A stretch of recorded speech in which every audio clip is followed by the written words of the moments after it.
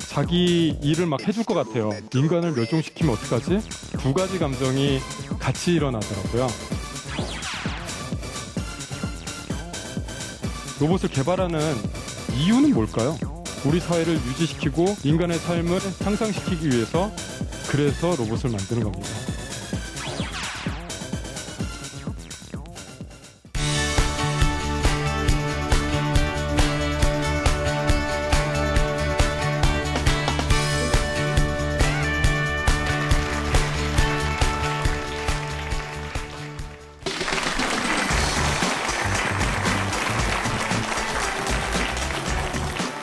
네, 여러분 안녕하세요. 사람과 과학이 만나는 쉽고 재미있는 과학 강연 프로그램 사과나무의 저는 유시원입니다. 여러분 로봇 다들 알고 계시죠? 네. 근데 그 로봇이란 말이 언제 처음 등장했는지도 알고 계세요? 모르실 줄 알았어요. 그래서 제가 준비해봤습니다. 이 로봇이란 말은요, 1921년에 체코 작가 카렐 차페크가 그 책 속에서 처음 쓴 말인데요. 체코 말로 노동을 뜻하는 단어에서 유래가 됐다고 합니다. 그러니까 사람 대신 뭐 노동을 해주는 것들 뭐 이런 의미였겠죠? 근데 그 이후에 정말 여러분들이 알고 있는 수많은 로봇들이 나왔어요. 로봇 태권브이도 있죠? 그 다음 트랜스포머에 되면 각종 로봇들이 모두 다 등장을 합니다. 그런데 이 로봇들은 대체적으로 만화와 영화 속에 등장을 했었죠. 우리가 주변 실생활 속에서 가깝게 볼 수 있는 로봇은 글쎄요, 로봇 청소기 정도가 아닐까라는 생각이 드는데요. 근데 오늘 여러분들께 강연을 해주실 분은 아니다. 이제 머지않아 우리는 로봇과 친구가 될 수 있다라고 말씀하시는 분입니다. 어떤 분인지 모셔보도록 하겠습니다. 한재관 박사님 큰 박수로 무대 위로 모시도록 하죠.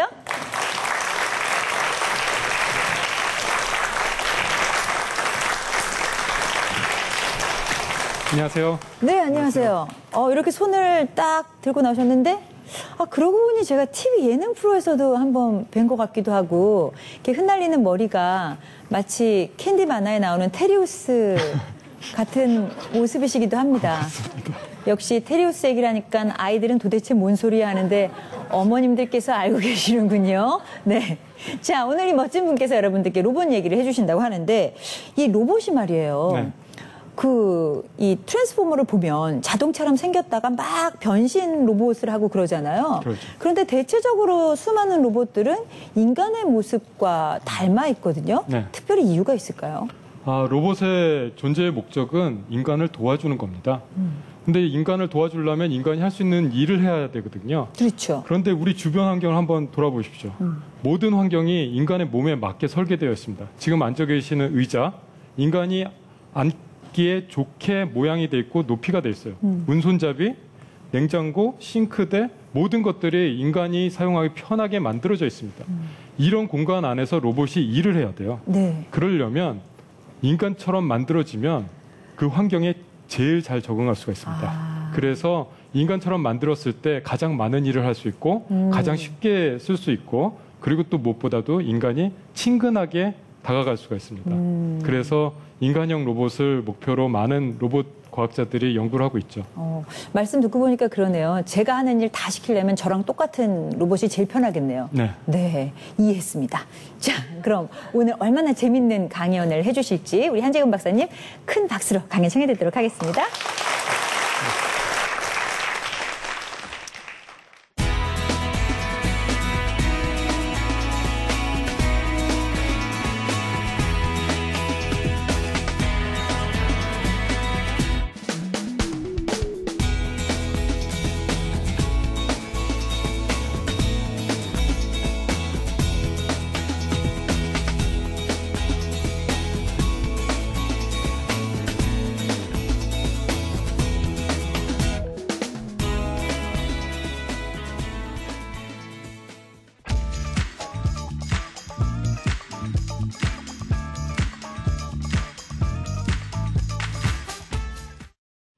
로봇 좋아하세요?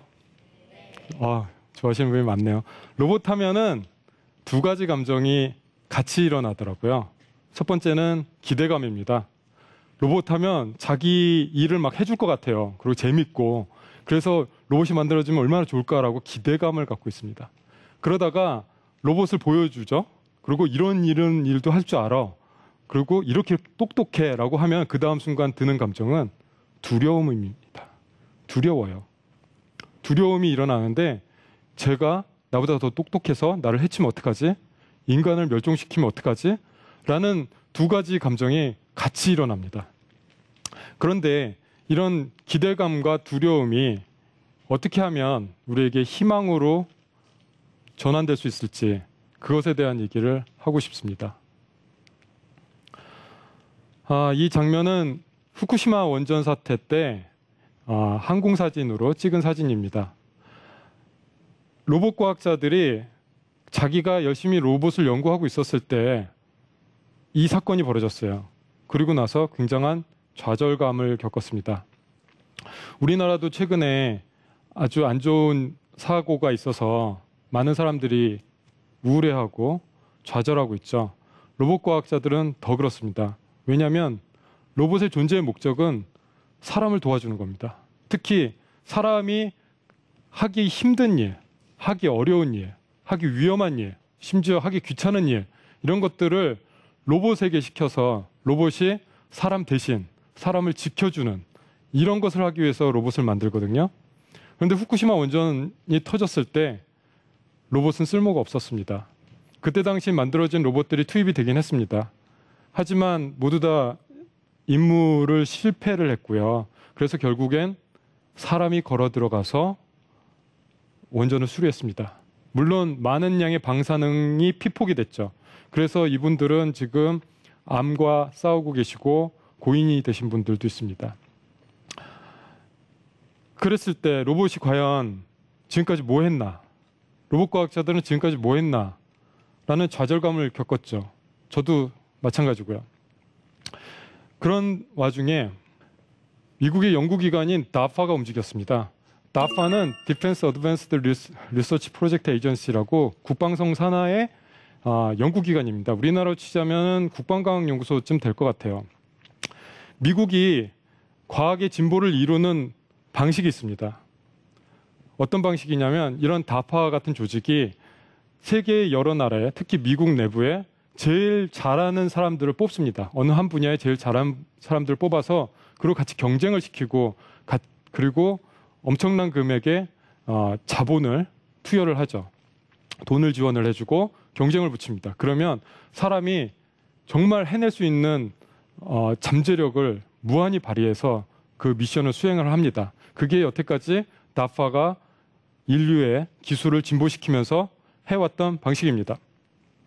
로켓, 스텔스 전투기, 인터넷, 무인자동차 이런 모든 것들이 DARPA의 프로젝트를 통해서 우리 곁에 다가온 기술입니다. 그런 DARPA가 이제 로봇의 눈길을 돌리고 있습니다. DARPA가 한번 프로젝트를 추진하면 그 프로젝트는 10년 뒤에 우리 곁에 다가왔습니다. 1950년대에 개발한 로켓은 1960년대에 달나라로 갔죠. 달 착륙이라는 엄청난 인류의 진보를 이루었고요. 1980년대에 개발된 인터넷은 1990년대에 들어서 우리 모두에게 삶의 질을 향상시켜주는 인터넷 혁명을 가져왔습니다. 2005년에는 무인자동차 대회를 열었어요. 그래서 무인자동차가 사막을 횡단하고 도시를 주행하는 그런 대회를 열었습니다. 거기서 나온 기술들이 지금 구글에서 무인자동차가 나올 준비를 하고 있습니다. 그 얘기는 나중에 또 드리겠습니다. 이런 식으로 10년 뒤에는 우리에게 다가오는 기술을 DARPA는 챌린지를 형태로 기술을 육성시키는데요. 지금 이 시점에 DARPA는 후쿠시마 원전 사태에 들어갈 수 있을 만한 로봇을 한번 개발해보자 라는 취지로 DARPA 로보틱스 챌린지라는 것을 열고 있습니다. 저도 거기에 참여하고 있고요. 참여하고 있는 기관들은 뭐 말씀 들으시면 거의 다 알 조직들입니다. 뭐 나사, 그리고 나사의 뭐 JPL 같은 경우는 화성에 로봇을 이미 보냈죠. 화성에서 임무를 수행하고 있는 그런 기관. 그리고 보스턴 다이나믹스라고 군용 로봇을 개발하는 기관인데 이곳이 이제 군용은 손을 떼고 이런 재난구조 쪽으로 돌아가고 있습니다.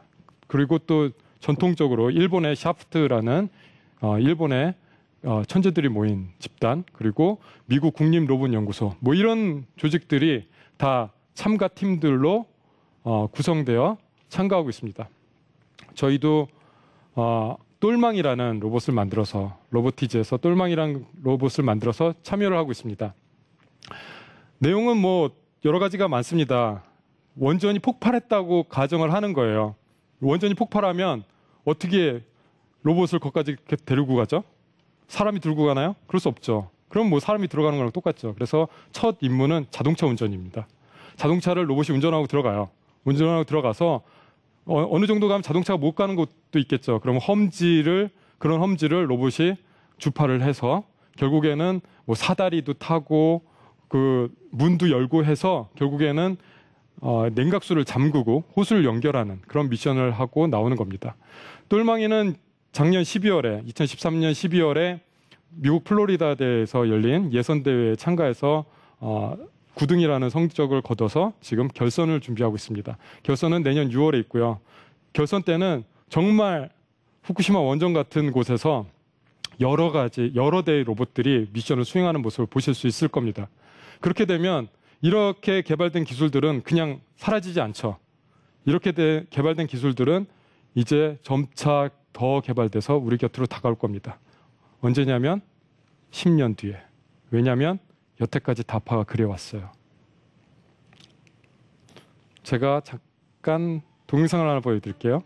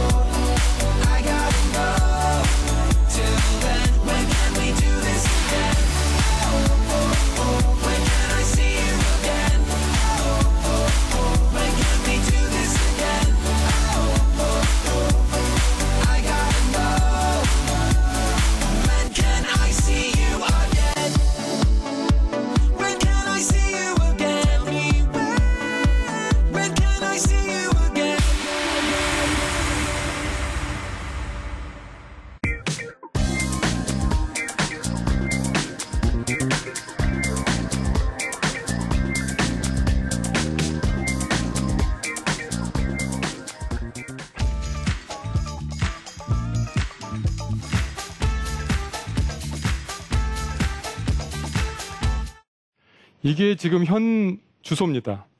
이게 세계 최고의 로봇들이 모인 대회였고요.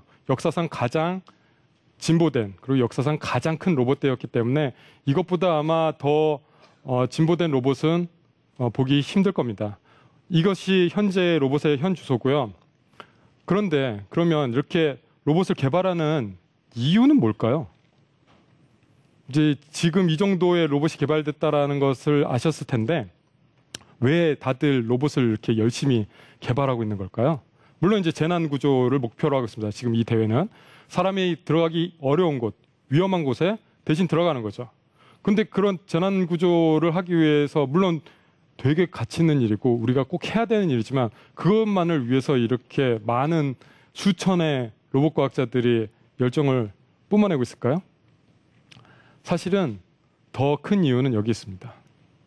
저출산 고령화 사회죠. 이제 너무 식상한 얘기죠. 저출산 고령화 사회. 우리 사회는 점점 나이가 들어가고 있습니다. 예로 2030년이 되면 25%의 사람들이 65세를 넘깁니다. 한국에서요. 그렇게 되면 어떤 일이 벌어지냐면 그냥 노인분들이 많다가 아니라 우리 사회가 유지되기 위해서 필요한 노동력이 없습니다. 노동력이 없다는 게 공장에서 일할 사람이 없다라는 얘기가 아니라 길에 청소하실 분이 없어요. 물건을 주문해도 물건이 배달되지 않습니다. 그런 사회가 닥칩니다. 그럼 이제 어떻게 하나요? 사회가 유지가 안 돼요. 그런 때 로봇이 인간의 일을 대신해서 우리 사회를 유지시키기 위해서 그래서 로봇을 만드는 겁니다. 우리 사회를 유지시키고 인간의 삶을 향상시키기 위해서 우리는 로봇을 개발합니다. 한 가지 예를 좀 들여다 볼게요. 좌측 상단에 있는 그림은 2005년 다파가 주최한 그랜드 챌린지라는 무인 자동차 대회입니다. 여기서 우승했던 그룹이 구글로 이동을 했어요. 우측 하단에 보면 구글 카가 보이시죠? 무인 자동차입니다. 지금 도심지를 주행하고 있습니다. 캘리포니아에 어딘가에 지금 돌아다니고 있어요. 모르시고 계실 거예요. 근데 사람은 타고 있으니까 모르실 텐데 수만 시간 무사고 운전을 하고 있고요. 결국에는 구글이 왜 이런 일을 하냐면 우측 하단 보이시죠? 노란색 차. 택시를 만들려고 그러고 있습니다. 전화 스마트폰으로 구글에 접속을 해서 택시를 부르면 자기 앞으로 차가 오는 그런 시대를 준비하고 있어요. 좌상단에 보면 아마존이라고 보이시죠? 아마존은 뭐 물류 회사죠. 온라인 주문하는 곳이잖아요. 그러면 물건을 주문하면 30분 내에 물건이 배달이 됩니다. 이런 유통혁명을 가져올 겁니다. 그럼 그렇게 이런 세상을 준비하고 있는데 세상은 이런 세상을 준비하고 있는데 왜 이런 세상을 준비하고 있는 걸까요? 아까 말씀드렸던 노동력이 부족해지는 걸 이미 대응을 하고 있는 겁니다. 그럼 한 가지 또 생각이 들겠죠. 저렇게 하면은 직업은 어떡하죠? 많은 사람들이 택시를 운전하면서 생계를 이어가고 있고 물건을 배달하면서 생계를 이어가고 있습니다. 이분들 어떻게 합니까? 실업자가 됩니다. 이런 세상은 곧 옵니다. 근데 우리는 대응을 하지 않고 있습니다. 대응을 하지 않고 있으면 그냥 한 번에 당하는 수밖에 없어요. 곧 옵니다. 10년, 20년 그렇게 오래 걸리지 않을 겁니다. 10년 내에 올 수도 있습니다. 저는 그렇게 올 거라고 보고 있고요. 그러면은 이런 거를 어떻게 대응을 해야 될까요? 저는 사회적인 밸런스 문제라고 생각합니다. 균형이죠. 로봇이 생기는 수만큼 로봇이 사람을 대처하는 수에 대한 균형을 이루어야 된다고 생각을 합니다. 이런 균형은 우리 모두가 다 같이 의견을 모으고 힘을 모았을 때만 가능합니다. 그렇게 해서 법을 만들고 그렇게 해서 문화를 만들고 로봇은 어떻게 생산해야 되고 얼마만큼 생산해야 된다라는 우리 모두의 공유가 있을 때 이러한 안정적인 대체가 가능할 거라고 믿고 있습니다. 그래서 로봇은 엔지니어인 저만의 얘기가 아닙니다. 로봇은 우리 사회를 변화시킬 거기 때문에 우리 모두의 얘기고 우리 모두가 같이 함께 만들어야 될 문화의 얘기입니다. 저는 우리 대한민국이 그런 문화를 선도해 나가는 로봇 문화 강국이었으면 좋겠습니다. 감사합니다.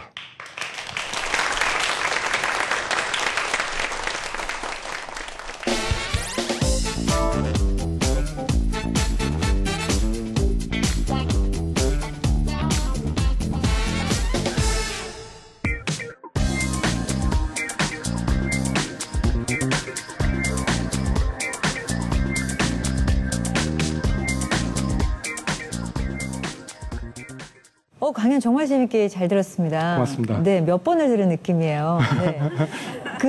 제가 이렇게 여쭤봐도 될지 모르겠어요. 똘망이 아빠? 네, 그렇게 네. 많이들 부르고 있습니다. 그러세요? 네. 근데 오늘 이 스튜디오에 똘망이는 바빠서 못 오고 네. 똘망이 동생들이 나왔다고 제가 네. 들었는데요. 네, 이름은 다윈이고요. 아, 다윈. 예, 똘망이는 커서 잘 못 왔고 좀 작은 애들로 데리고 왔습니다. 아우, 근데 진짜 귀엽네요.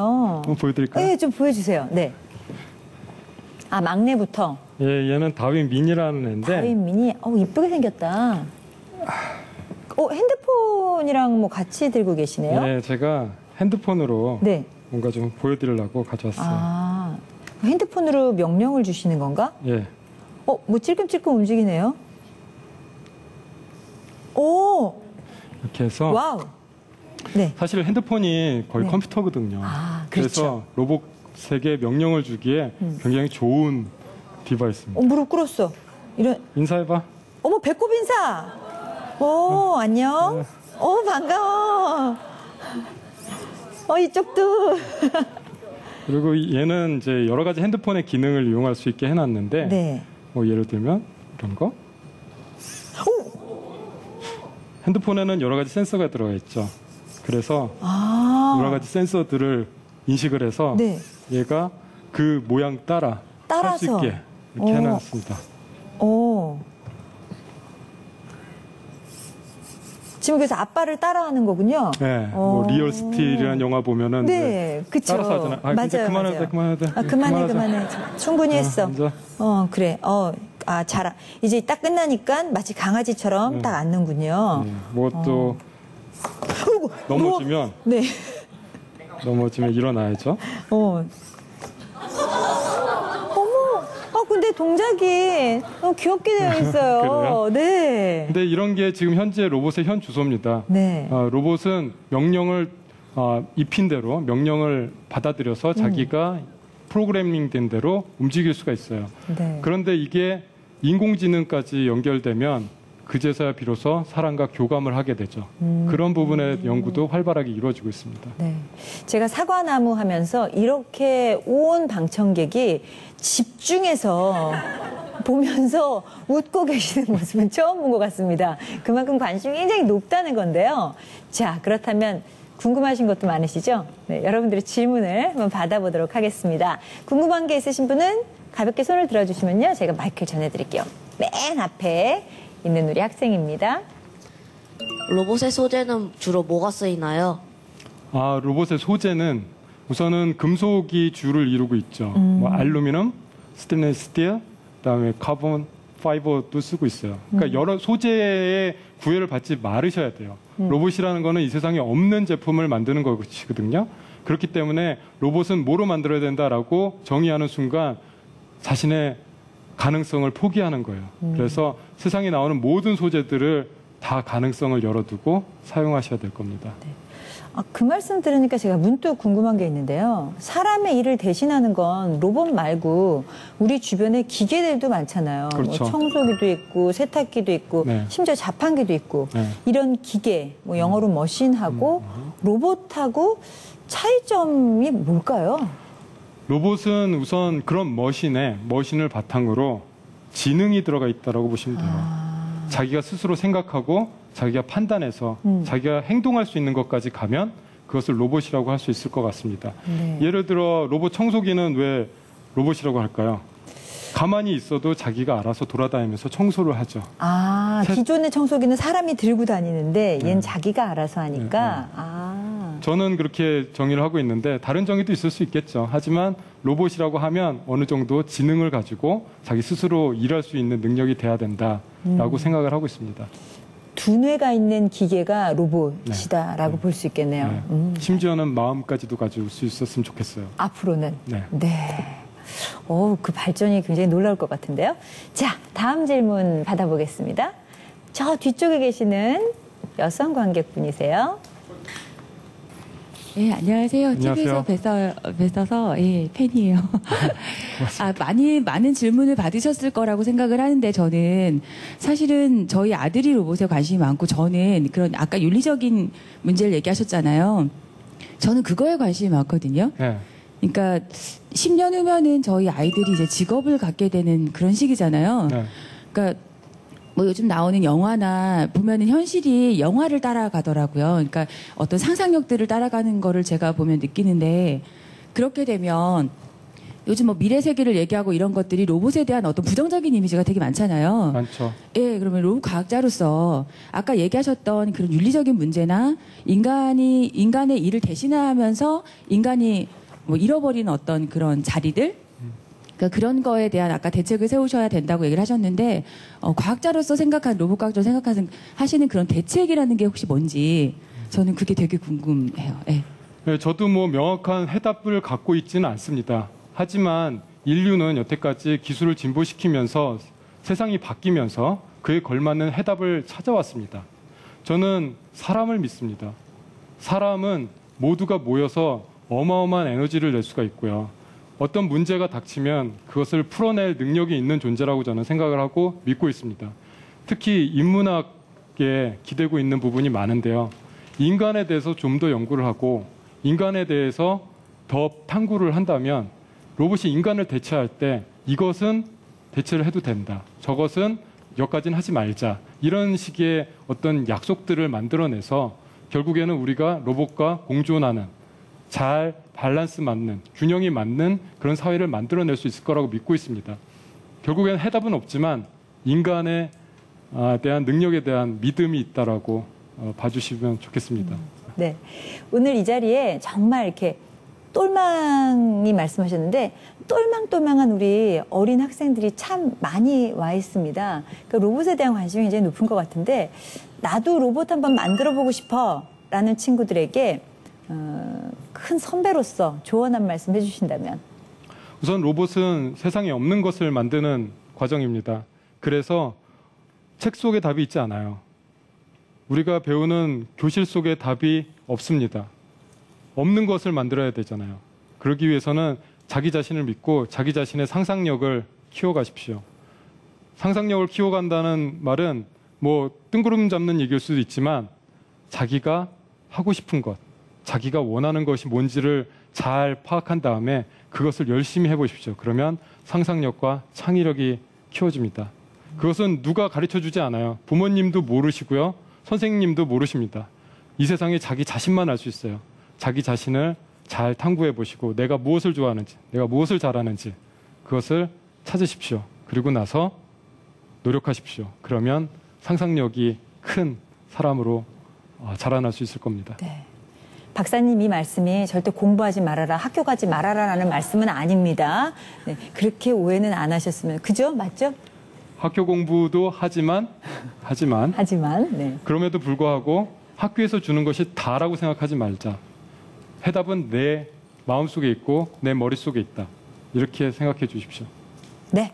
오늘 이렇게 재밌는 강연 해주시고 여러분들께 좋은 말씀 해준 한재근 박사님께 큰 박수 부탁드리겠습니다. 감사합니다. 고맙습니다. 네. 어렸을 때 아톰이라는 만화를 보면서요. 저렇게 정의롭고 착하고 힘센 로봇 친구가 나한테도 있었으면 좋겠다라는 생각을 했는데 그것이 상상뿐 아니라 현실로 다가올 날이 얼마 남지 않았다라는 생각이 듭니다. 로봇을 친구 삼을 날을 그날을 기대하면서 오늘 저는 여기서 이만 인사드리겠습니다. 고맙습니다.